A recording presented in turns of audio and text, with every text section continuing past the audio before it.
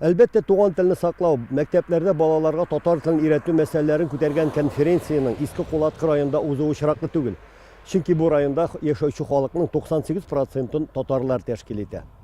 Һәм федераль дәүләт стандартлары буенча биредә инде элегелектән татар теле һәр мәктәптә дә дәрес буларак укытыла. Дөрес, 1976 елга кадәр Иске Кулаткада химия, физика, биология, тарих, гомумән барлык фәннәрдә татар телендә генә укытыла. Белем бирү оешмаларында гына түгел, биредәге балалар бакчаларында да бөтен тәрбия эшчәнлеге дә бүген татар телендә алып барыла. Әлбәттә, ике теллелекне дә үстерәләр. 9 класска кадәр ФГОС буенча һәр бер бала татар телен 3 сәгатен укый, ә инде 10-11 сыйныфта ул инде аларның теге тиешле методикалары буенча бара. Кабат әйтәм, 1 сыйныфтан 9 сыйныфка кадәр ул безнең обязательный предмет итеп килә. Конференцияны ачып җибәргәндә дә район башлыгы танылган меценат Эдуард Ганиев якташларын тагын бер кат телне, динне сакларга чакырды. Безнең урыш телебезне, милләтебезне, мәдәниятебезне һәм динебезне саклап калу. Күпләр Татарстаннан читтә башка милләтләр арасында телне саклау бик авыр дип зарланганын еш ишетергә туры килә. Ә Кытайда яшәүче Әхмәтҗан моның киресен раслый. Алып менә дөньяга күз ачканнан бирле әтинең тигел татарча сөйләшергә дигән һәм гел татарча биргән үгетләре кире колактан чыкмыйдыр һәм без үсеп җиткәч мәктәптә укыган вакытларда да безгә әйтәдер, урамда нинди телдә сөйләшегез аңа рөхсәт, әмма дә ләкин ишектән адым атлап керәсез икән өйдә фақат татарча гына сөйләшәсез дип. Шундый каты итеп, шулай безгә таләп куядыр. Өлкән мөфти Сөйбән хәзрәт белдергәнчә, бүгенге шартларда динне, телне һәм мәдәниятне бергә параллель рәвештә сакларга кирәк. Мәчетләрдә ял көннәрендә ана телен укытуда җайга салыр вакыт җитте ди ул. Тел мәсьәләсе безнеке шуларга килә. Динебез булмый, телебез булмаса. Biz şunla birge beğenip itibarlarını telde, dinde birge bara bizniki. Татарстаннан килгән кунак республиканың баш казые Җәлил хәзрәт Фазлыев исә үз чыгышында демография мәсьәләсен күтәрде. Бүген бәбәйдән сакланабыз. Әни булыр өчен түгел, әни булмас өчен бөтен көчен куя хатын кызларыбыз. Әни булыр өчен түгел. Әйтерсең, преступниклардан сакланган шикелле бәбәйдән сакланалар. Кызларыбыз да шул, киленнәребез дә шул, әниләребез дә шул, хатыннарыбыз да шул.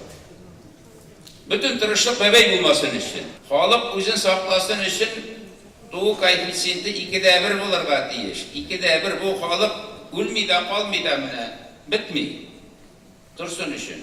Бүген без сакланган Европада күпме? 1:38. İtalya'da 1:2. Fulatka'da da şundan artık bugün. İspanya'da 1:1. Halk kimik para bit. Kimige demek 2'den kim diyen söz. Kubeyi dindi mesela artık meşakkat gerekli ülketinde. Buna itti bitinde. İrbire hatım birsinden destet aladı bit. Bu bitin şurada joylağına iş balay var ama. Шунсы игътибарга алайык. 2005 елдан бирле уздырылып килүче әлеге кулат кукулары үзенең темасын ел сайын яңартып тора. Анда һәр даим дини сораулар белән бергә дөньяви мәсьәләләр дә күтәрелә. Ул шуның белән күпләрне кызыксындыра да инде. Здесь поднимаются, важные вопросы, которые касаются, мусульманской общины.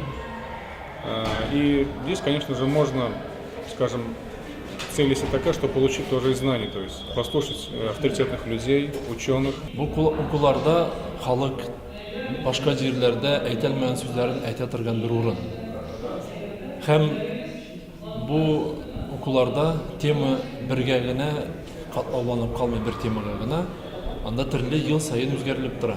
Шуның өчен халыкның бер мәйданы үзенең фикер буенча, булсын научный яктан, белем ягыннан булсын,